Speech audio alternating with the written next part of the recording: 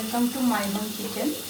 ఈరోజు మనం వంకాయ మినపప్పు ఫ్రై చూసుకుందాం. స్టవ్ పై ప్యాన్ పెట్టుకొని ఆయిల్ వేసుకుందాం.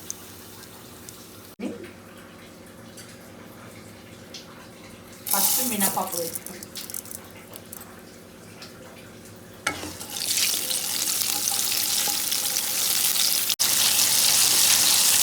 పప్పు కాలింది, తర్వాత ఆనియన్స్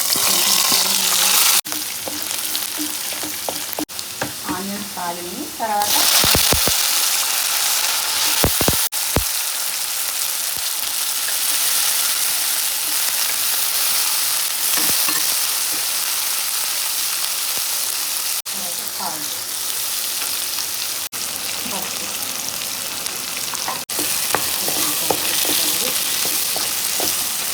కారం, సరిపడా కారం,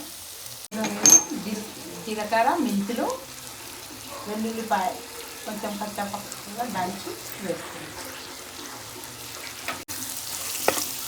మెంతులని కొంచెం వేయించుకోవాలి.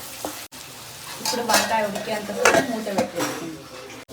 వంకాయ మినపప్పు ఫ్రై అయిపోయిందండి. ఇప్పుడు గార్నిష్ కోసం కొత్తిమీర, కొంచెం ధనియా పౌడర్, ఒక 2 మినిట్స్ తర్వాత స్టవ్ ఆఫ్ చేసి